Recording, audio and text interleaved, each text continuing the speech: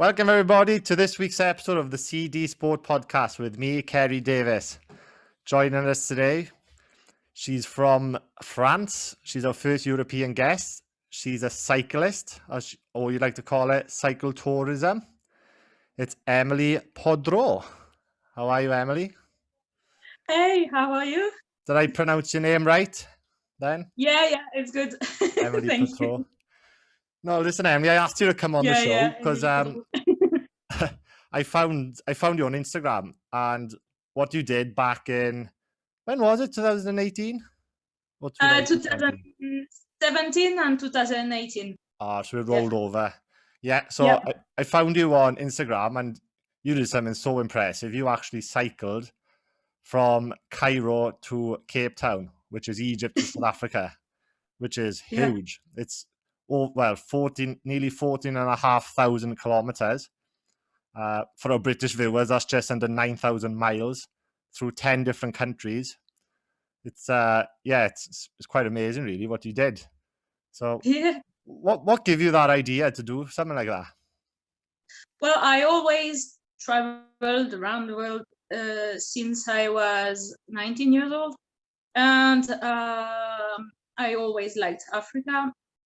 But this time, I quit my job and I wanted to do something different and have some free time because I was working only half time of the year. And I thought, I would like to travel, but I have 6 months and I want to do something different. And I would like to try something else than traveling with the backpack.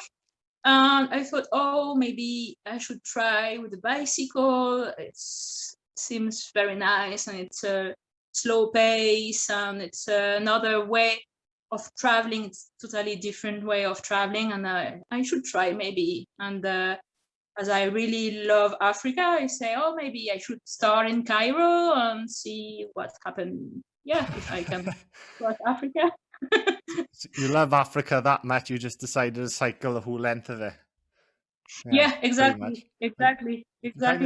I got a map of the world behind you, a bit back to front, but it's massive, isn't it? The continent of Africa, and it's not just that. It's obviously the weather conditions out there. You got the wildlife.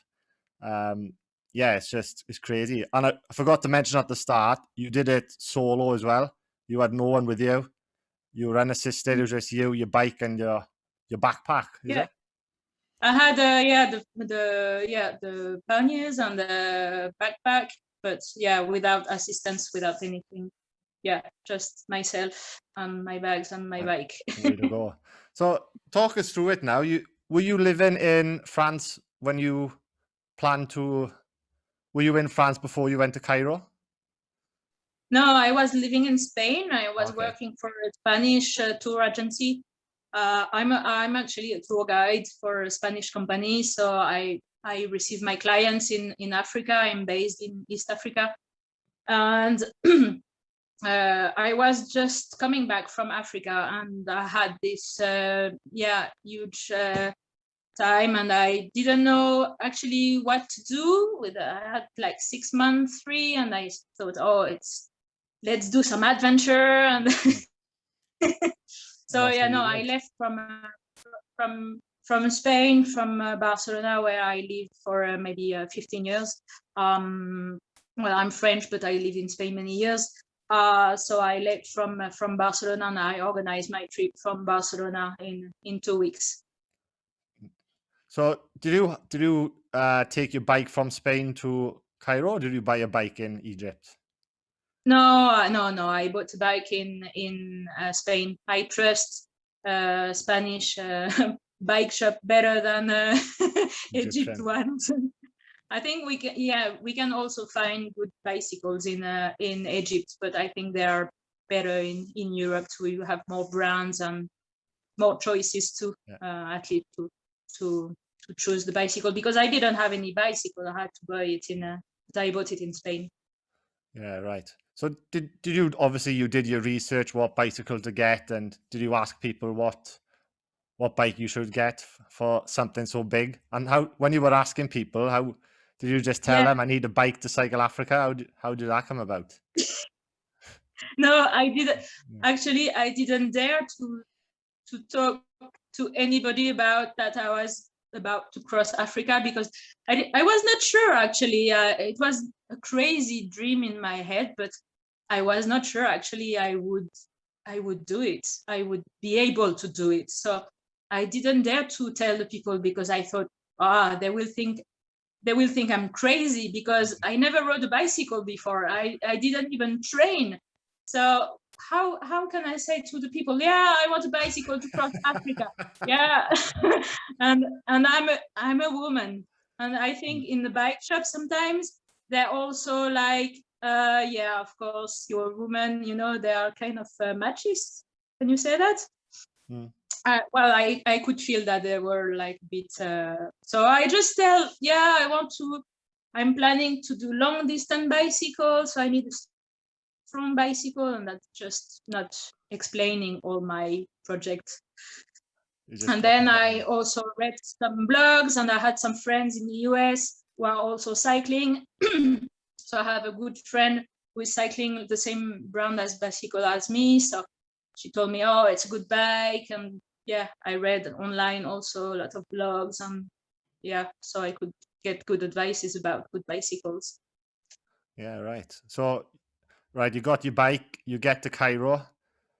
What else have you got? Obviously, is it just a backpack and clothes? What's the main essentials you need for something like that? Well, I had actually a box with all the panniers, and I have only back panniers. Yeah, I have pretty much the basic things like a tent, sleeping bag, and a few clothes. But the most important is spare pieces in case something breaks. Then I need to repair it. The chain, inner tubes, yeah, a few tools. Yeah, nothing else. Nothing else.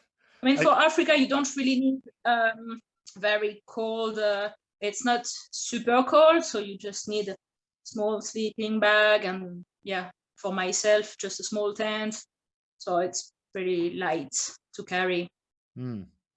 So, what month did you? When did you left in winter? Did you? Is that when you tracked off?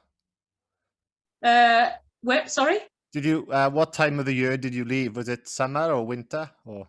I left in January January. 2017. Yeah, it was winter, because you need to live in winter. Well, it's better to live in winter to cross the Sahara before it gets too hot, because otherwise you just die.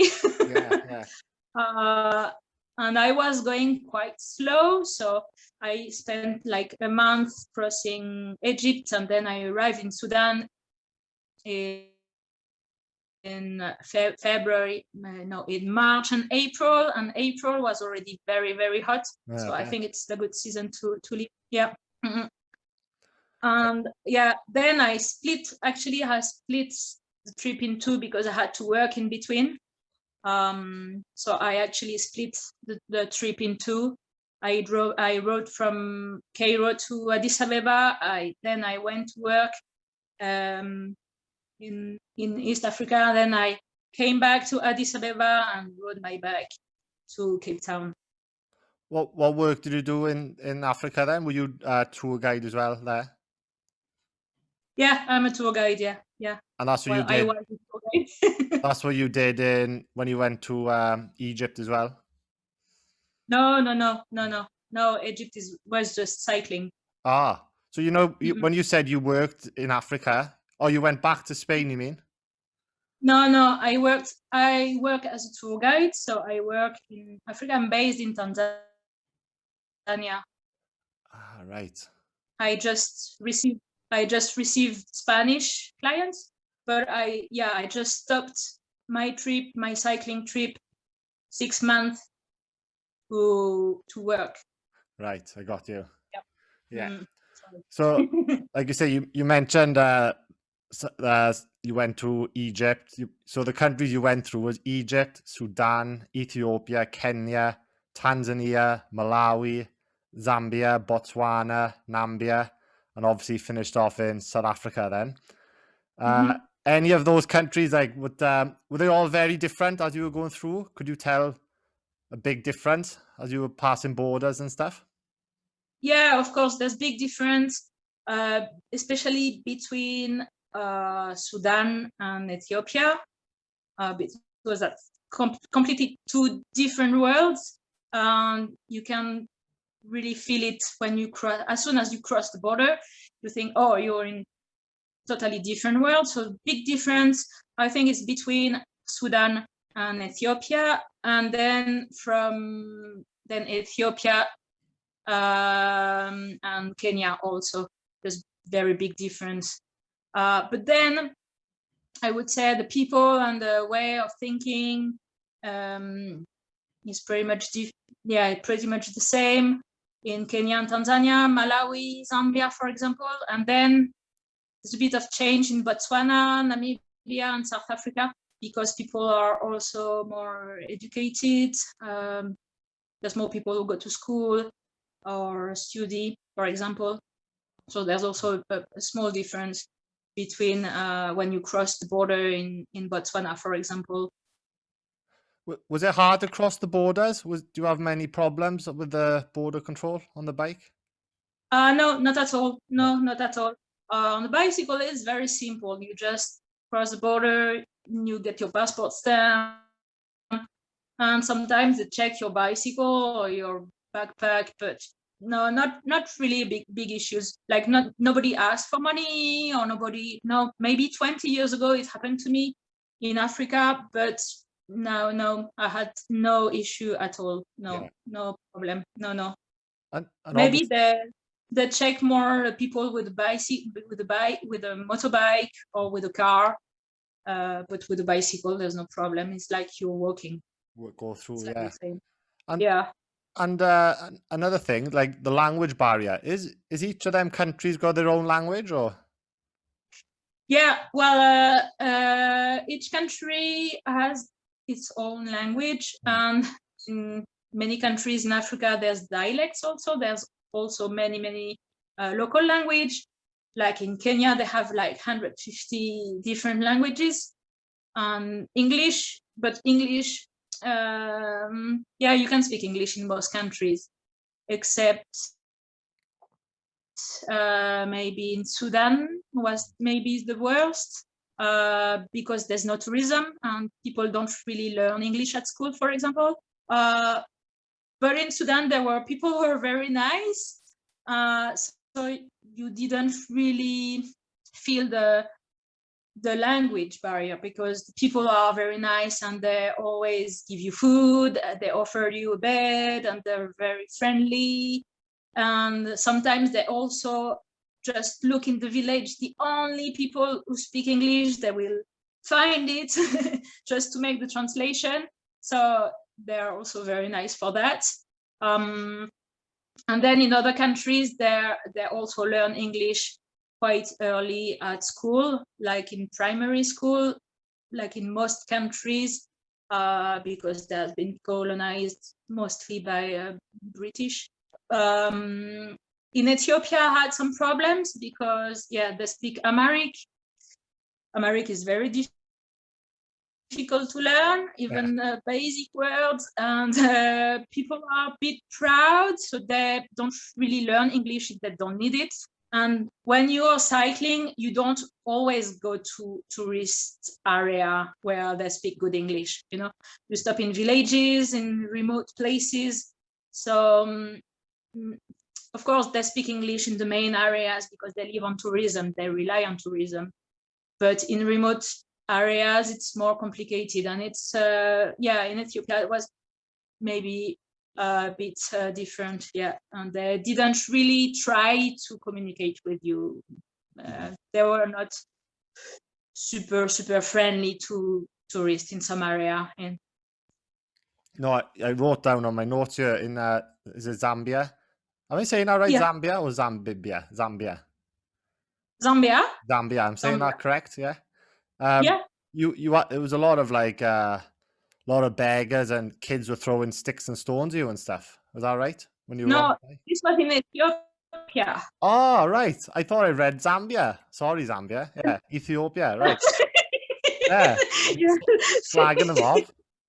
So Ethiopia, No, you had people throwing stuff for you, and yeah, in Ethiopia. I think it's a thing you can ask any cyclist to cross Ethiopia. I think it happens to everybody, not because yeah I'm French or whatever, but yeah they are begging everywhere, and it's mentally it's very tiring because yeah you're cycling and people following you or running after your bicycle, and they're begging money all the time. Give me my money, give me my money. And sometimes you make fun out of it because yeah sometimes yeah you're just tired of listening people begging money, and sometimes I got very angry to that people because I was tired also physically. It's very challenging also Ethiopia,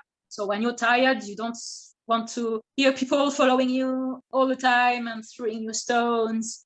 Yeah, it was quite hard. Yeah, Ethiopia was very challenging for that reason. yeah, and I should have said at the start, but when you were cycling, you were averaging 50 to 160 kilometers a day on average, so average around 80 kilometers a day of cycling. So Yeah. that's a big day of cycling, and obviously, I'm guessing, when you're going to sleep in the night, you're not having the best sleep either, would you?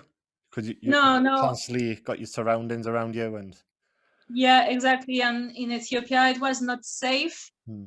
to camp in the wild. I did it a few times, but just people always, you're still afraid of people stealing your bicycle or your belongings. So you don't really sleep very well. In Ethiopia, I was sleeping in small hotels, but it was a bit weird, especially as a woman, because many people stop there to have a drink and enjoy and have a party. So yeah, it was yeah quite dirty places and yeah very very dodgy dodgy. places. Yeah. Yeah, yeah, But yeah. talking of where you were stopping, like you said you did hotels, a lot of wild camping as well. A lot of villages took you in too. Is that right? Little communities. They offered Yeah, you a night and stuff, and that must have been pretty yeah. cool to go to like I a think little that village. I think that's a good thing about Africa, and I always tell people that I started cycling in Africa because I think it's the easiest continent to start with if you want to cycle. Well, I haven't cycled yet in other places like in Asia, but I traveled before in other countries. But I think it's an easy continent because people are nice and people won't let you alone, and they won't let you camp in the wild if they can welcome you in their house. So I never ever had problems to camp in a village. You ask the people and they always welcome you.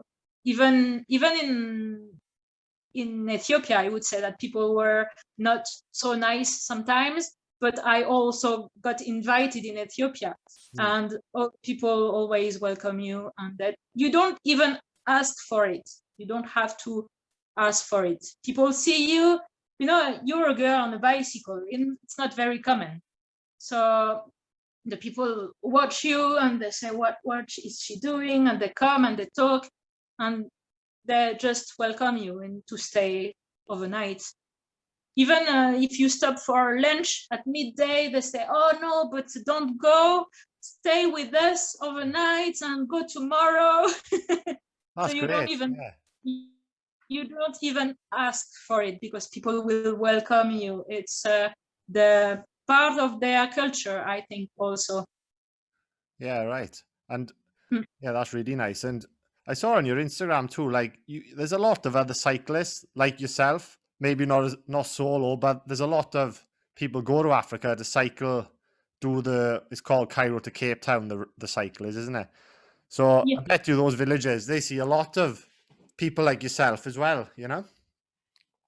yeah, the sea now it's getting more popular Mm. also. And there's also a big company who organize also Cairo to Cape cycling. So yeah, it's not so it's not so it's also becoming more common to see people cycling. But I would say as a woman alone, maybe it's not, people are still surprised to see a woman alone on a bicycle, because the bicycle is used for, well, poor people use bicycle in Africa, because the people who has more money, they buy a motorbike or they buy a car. So the people that just walk or have a bicycle, they don't have much money. So there's still a bit of surprise to see a white girl on a bicycle. And they often ask, where is your husband? Where is your family? Why are you doing this? People are a bit curious about it. So that's funny to see the people's reaction too. Did you feel like, I know you talked about Ethiopia, that you didn't feel safe at times, but was there any other times of the trip where you got really scared and you felt really in danger? I try to avoid being scared, because otherwise you just don't live. You just don't do this if you are scared all the time. But no, I got a bit worried in Botswana, because there's a lot of wildlife, and the difference between other countries is Botswana has no, well, in other countries also there's no fences, but in Botswana there's no fences at all, and there's a lot of wildlife. So it's getting a bit worried when you have to camp in the middle of nowhere, because you cannot reach a city, because the distances between cities are very big, are too big to cover it in one day on a bicycle. So sometimes you have to camp in the wild. One day I had to camp in the wild, and there were elephants grazing around, and I could hear them, but I didn't dare to. Oh my I God. didn't dare to open the to open the tent to really know where they were, if they were close or not. But I could hear that they were grazing around and walking around, and I didn't really feel safe. But the day after, I just woke up and the area was clear, and I could cycle, and it was fine. But I didn't sleep that night at I all. was going to say. Yeah. I think obviously elephants, if they come at you, you're pretty screwed. But obviously the big one is lions, and lions is a Yeah. big one, and hyenas, and Yeah. even Yeah. hippopotamuses. They kill a lot of people in Africa, don't they? Yeah, exactly. And there's hyenas everywhere in most countries. The hyenas almost everywhere. But what I was doing is I was asking the people, and they say, well, where can I camp? Where can I go? I'm planning to go there, and people always give you good advices, but sometimes you have no choice. And but for lions and leopards, and I try to avoid the camping in this area. And you always find solutions. You always find a remote house somewhere, or a police station, or somebody will tell you, maybe there's a park, there's a national park here, so maybe there's some rangers, and the rangers live there, so maybe you can sleep in their house. And I got to sleep in different places to avoid sleeping with lions and leopards, because it could be very, very dangerous. Elephants can be dangerous too, but lions and leopards, it's another problem. I saw on your Instagram you were taking photos of the lions. I don't know, was that your I yeah What are you doing? yeah What are you doing? yeah I'm thinking I'd be gone. I'd be cycling like hell. This was in southern Tanzania. the road actually crosses the country, the main road. It's a sealed road, it's a tar road that crosses the country, goes through a national park, and there's no fences. So you actually go on the road and you can see wild animals. But I thought, no, there's a lot of trucks and cars, and the traffic is very heavy on that road. So you cannot see any wild animals because they're afraid of the noise, and they would be scared, and they are not very close to the road. But yeah, some people already told me, like, yeah, the day before you're going to cross Mikumi, it's quite dangerous area. There's wild animals, and I say, well, no, I'm not very worried. They are scared of the noise. So, and yeah, I was cycling, and yeah, I was just looking, and it was the rainy season, so the grass was actually very high also. So you couldn't really see what was hiding behind. So that's only 50 kilometers, but 50 kilometers on a bicycle, you do it like maybe 2 hours. So yeah. It's very long when you have to cross that area. And yeah, I saw in the distance, I saw something lying on the grass, and I could see the grass was a bit smaller, and I say, oh, it looks like it's a lion. Let's see. So I took my camera with the zoom, and I could see, oh my God, that lioness here. Oh my God. But I think they were resting. But then I stay in the distance. I just stop. I stay in the distance, and then I stop a truck. The truck was coming, and the truck was driving along with me to protect me, just in case the lion was coming towards us, that the truck could stop and protect me. So I had always a solution to avoid wildlife. So yeah, with the trucks or with the cars, or I could also hitchhike. I didn't have to do it, but yeah, I cycled fast and I crossed the area, and then it was just a funny experience. I bet. So you said you'd be cycling and you'd flag a truck down, and they'd literally drive next to you for... Exactly. Yeah, exactly. Yeah. I did it. Yeah, I did it quite a lot in Botswana too, because in Botswana you have lots of elephants everywhere, and there's actually a road that they call the Elephant Highway, and you have elephants every maybe 2 or 3 kilometers. You can see an elephant very close to the road. Yeah. On my blog, I think I have a picture of an elephant on the road. I've seen it. Yeah. Yeah. So sometimes there's nobody passing, so you just have to wait until the elephant is gone, because sometimes if you pass too close and the elephant is a bit nervous, it can go to you, and the elephant can go faster than you. It can be dangerous. So yeah, you have to be careful. And yeah, sometimes I was stopping trucks also to go along with me on the road. And I think they are used to it because they were quite friendly. They were stopping and then, yeah, coming with me. Yeah, it was funny. Yeah, elephants are they aggressive normally? Or they normally, if you leave them alone, they will move on? If you leave them alone, it's fine.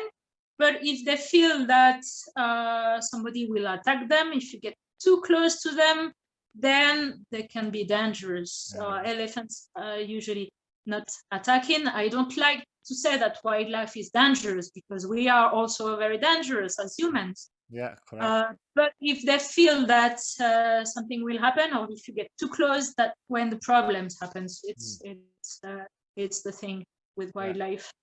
Yeah, right. I also saw as well on some of your pictures, do you have to cross the Nile River? Yeah, I crossed it many times with a small boat in Sudan. Yeah, and I crossed it to cross the border in Egypt, also on the Nasser Lake, from Aswan to Wadi Alpha, from Egypt to Sudan. Yeah. Because they're renowned for is it the Nile crocodile, isn't it? Like, yeah, crocodiles. Yeah, there's some places where you have Nile crocodile in southern Egypt, but I didn't see any actually. No, Yeah. no. Did you have to go? I know you said you went on a boat to cross the Nile, but was there any rivers you had to go across in your, push your bike across and anything Yeah, like in that? Ethiopia. Ethiopia. Yeah, in Ethiopia quite a lot because it was the rainy season in Ethiopia, in southern Ethiopia, and I didn't know that the rivers would be so high at this moment because it's normally it's dry land, but because there were heavy rains just the day before, the river was very high. And yeah, I had to take all the panniers and backpack out of the bag and cross with the bags and then cross myself with the bicycle. And yeah, I had to do it like a few times during a few days. But otherwise, no, just in Ethiopia, actually. And in Malawi also, because it was also the rainy season. And during the rainy season, yeah, sometimes they have no bridge, they have no boats. People are just crossing, walking. But yeah, with the bicycle, yeah, you have to carry everything with you. But it's fine. It's part of the adventure, no? And then you're absolutely soaked for the, well, you got to ride soaking wet then, do you, I suppose? Or do you find a Yeah, place to try and dry off, or do you keep going? yeah. Well, with African sun, you dry very All right. quickly. Yeah. What temperatures are you talking? Yeah, Were you that's cycling the in like problem. 40-degree heat? 45, 50? In Sudan, yeah, it was 40, 44 degrees, 44, 45 degrees Crazy. uh, during the day. During the night, it was like 40 degrees also. You cannot sleep, it's too hot. The wind is hot too. And yeah, I tried to carry a bit more of water when I found it. And then I just pour water on myself just to cool down a little bit, because if you're cycling in the heat it can be a bit dangerous. I got Yeah, of course. sick in Sudan. I started to throw up in the middle of nowhere and there were no shade. I had headache, stomach ache, but yeah, you just rest wherever you can, and then yeah, fine. But yeah, you have to be very careful with that. Yeah, the heat usually, especially in Sudan, I stopped during the hotter hours of the day, like between 11 and 11 a.m. to 3 or 4 p.m. I was not cycling. I got up just very early, cycle in the morning and cycle in the evening, because otherwise it was really too hot. Yeah, right. And obviously, did you ever run out of water, like when you on those hot days? I bet you would have, wouldn't you? Yeah, many times. Yeah. And it's not Yeah, exactly, it's hard to come yeah, by, wouldn't it? It'd be really hard to come by. yeah, many times, because even if I was traveling on the main, mostly on the main roads, because that's the roads in Sudan were sealed, because otherwise you're just in the sand all the time and you have to push the bicycle. But you don't find water everywhere. It's very difficult to find water. So yeah, I ran out of water a few times. Then, well, what I did is I just stopped cars and asked for water.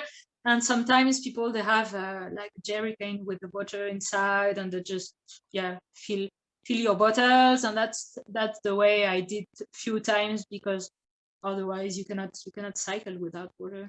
No. But yeah, the water problem, yeah, is a bit complicated. And sometimes I was carrying also a lot of water, like 20 liters of water, because I knew that ahead there's no village or nothing, no places, no houses, and very few cars pass a day. So yeah, sometimes you have to carry a lot of water just in case you can't find anything. Mm-mm. And for food as well, do you always have good food on you? No, no, Oh, run out of food as well. no, the food, I always carry a lot of Oh, you always food. carry that, yeah. The thing about cycle tourer is that they always carry a lot of food, and I prefer to carry food than the clothes. For example, if Of course, yeah. have no space, then I will throw trousers and I will take some food instead. Exactly. Yeah, Yeah, yeah. yeah, You can survive without clothes. You can't survive without food and water, can you? yeah, exactly. So, yeah. So have you got you by the sounds of it, Ethiopia was your least favorite country. What was your favorite part of the trip or favorite country? My favorite country was Sudan by Sudan. far. Yeah. Yeah, because it was a country. Well, I didn't know Sudan before, and maybe I knew all the countries or almost all the countries before. So Sudan was a big discovery. All was new, and then it's a country where people usually don't go because it has bad fame. I mean, people think Sudan is still dangerous and that they will attack you. They're on war, but yeah, some areas of the country are still safe, and the people are very nice, are extremely friendly. They invite you in your house, and when you're cycling alone, you know you need people, because well, I'm used to travel alone, and I feel okay when I'm alone. But sometimes when you're traveling for a long time on a bicycle alone, you need some company, Yeah. and Sudanese were super nice for that. They were organizing dinners and lunch, and and it was also very nice for the pyramids. You know, Sudan Ah, is the yeah. the country the country with the more pyramids in the world, more than Guatemala or more than Egypt.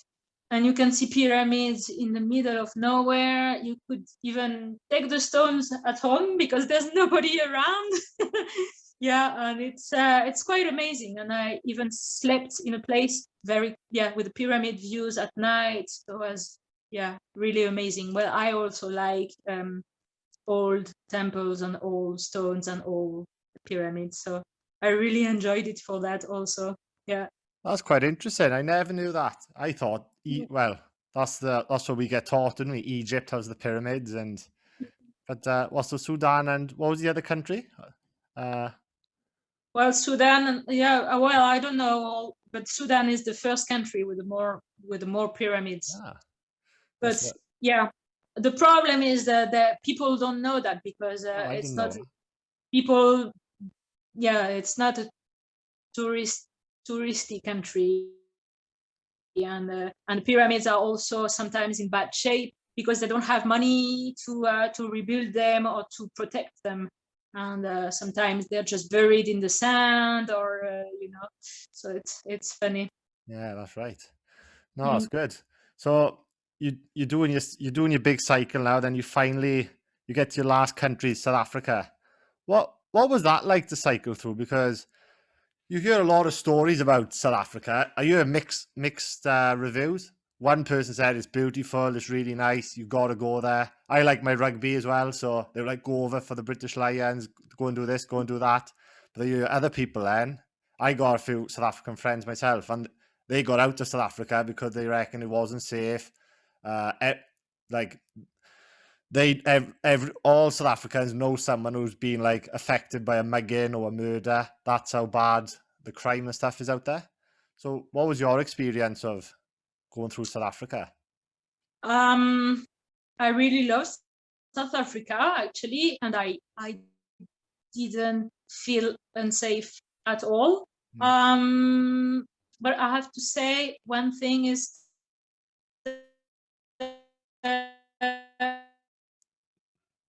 Oh, we got a frozen. obviously about yeah I lost you for a bit then. so We lost you for a bit then, Em. yeah can you hear me? Yeah, I can hear you now. Yeah. yeah, I was thinking that yeah, I loved it and I really like the countryside and the people. But yeah, you can feel that some South African are afraid about insecurity and crime, and so they try to warn you, and they can. I was not afraid, but by listening to the people, you get more. How can I say, cautious? Cautious. Yeah, but then I stopped in some villages where people told me before, oh no, don't go to that village, don't stop, don't cycle there because it's way too dangerous for a white woman. Don't stop, don't, you'll get attacked. But it was on my way and I was not planning to take a bus. I wanted to cycle all the way. So I was already on that way. So I say, okay, I will cycle daylight, I will be careful, I will always stay with my bicycle, and I'll be careful to my stuff also. But then people tell me, yeah, but people, they hide in the bush and they can attack you anywhere, even during daylight. But I even stopped in that villages that people told me it was dangerous, but I didn't feel anybody even looks, or people were friendly everywhere. No, I didn't really feel that danger. Then in Cape Town, when I crossed Cape Town arriving, I could feel that it was a bit more dangerous. I think I was not feeling very safe in Cape Town itself, in some areas, because I really didn't know where to go. And there's some areas in Cape Town that are not safe for sure. And I could feel it, but yeah, I had to cross, and I just crossed very fast, and I had no issues with that. But I can see that there's a kind of tension between the communities and between the people. Racism also, that white people are afraid of black people, and yeah, it's bit weird. It's a bit strange, yeah. But personally, I didn't really had any issues or didn't feel unsafe at all. That's it. I think it's one of them things you gotta experience it yourself, and you take your own judgment from Yeah, it. You know, if you have a bad yeah, experience, you might tell someone else then, don't go to South Africa, don't do this, don't do that. But like you said, yeah, you had a good one, didn't you? Apart from Cape yeah, Town, maybe. exactly. But I think you have to be careful, like everywhere in South Africa, maybe more. But yeah, you have to be careful, and you have to trust that people are good, and yeah, that's all. That's all, yeah. But obviously, when you got to Cape Town, was it? How did you feel when you got to the last city? Were you, yes, I've done it, or were you like, oh no, my trip's come to an end? What was it like? Well, it's a mixed feelings about, yeah. When I got up, when I was doing the very last step, I didn't want to cycle to Cape Town. I just wanted to go back. I don't know, to go on cycling. I didn't want to arrive in Cape Town because I was very sad that the trip was finishing, and it was a great adventure, and that's why I was really enjoying it. But then it's also a feeling of I was feeling proud of myself, because I wasn't a cyclist before, and I never did something like this. It's and yeah, very happy and like euphoric, when you're super happy Yeah. and proud and very confident also well, I can do it, I'm strong. Oh, it's awesome. um, Yeah, yeah. you're like well, it's a rare thing. You're the first person I've ever spoken to who's ever done the cycle, and I know there's people out there, but there's not many of people who've done it, and you could say Yeah, you're one of the first, one of the OGs of it, originals. you feel like you can do anything, you know, any dream you have, just go for it, because you are able. We are I'm speaking about everybody. We are stronger than we think, and sometimes people are afraid, but yeah, just try and go for it. And if you don't get to the end, at least you tried, you know. And I think we are smarter, we are stronger than we think. And it's also not also physically, but in your mind, you know, when you have a motivation and strength, just try and go for it and go for your dreams. It will all with objective. You'll reach it. Yeah, the mind's a powerful thing, isn't it? You put your mind to something, Yeah, and if you really want it, you can do it, exactly. you know. So, and you've Yeah, also yeah, you've exactly. cycled. Have you cycled around New Zealand as well? Yeah, Yeah. recently, last year, I was going on a trip in the Pacific. So yeah, I cycled New Zealand. It was really, well, super nice. And I was also going to cycle in the Pacific Islands and Australia, but I got stuck in Fiji with the Oh, COVID. shit. When you say New Zealand, you did the like cycled up and down the two islands. Yeah, I studied in Auckland and I cycled part of North Island, not all the way to Wellington, because I was going short in time. So I thought maybe going to Wellington, there's a lot of traffic and the road was not so nice. I prefer to skip a part of the North Island. And then South Island, I cycled quite a bit. Like in total, it was maybe 3,000 kilometers in New Zealand in total. So not all the way from north to south, but just kind of loop of it. Yeah, Mm-hmm. that's bloody nothing compared to what you've done. That's a walk in the park. Well, New Zealand is very challenging because it's always up and down. So in Africa, some countries are also up and down, but not everything. New Zealand, it's physically it's a bit challenging, but it's also very nice, and the people also, That's awesome. good. What's next for Emilie Poudroux? You said you wanted to do Australia. Is that the next big trip? Maybe. Yes. No.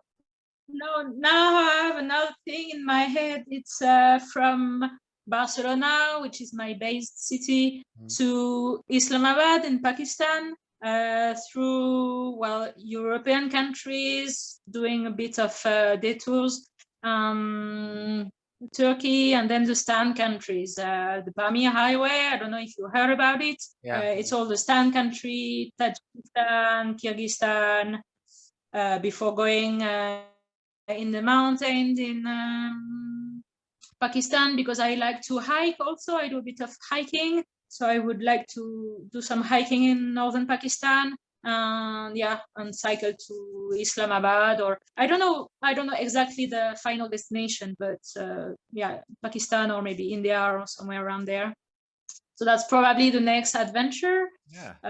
Maybe 2022, only because I have to work before save some money. Have you worked out? I know you haven't fully planned it, but how far would that be roughly, kilometer wise? Or you don't know? Kilometers. It really depends on where you want to go, because Cairo to Cape can be 10,000 kilometers. I did it in 14 and something, because I didn't go directly. And for that trip, it would be like it's approximately 12,000 kilometers. Yeah, so that's a big one too, then. Yeah. Because I also want to go around Europe. I don't want to go straight to Islamabad. I want to do some European countries first, and Northern European countries, and then go south and pass through Georgia, and then maybe Kyrgyzstan,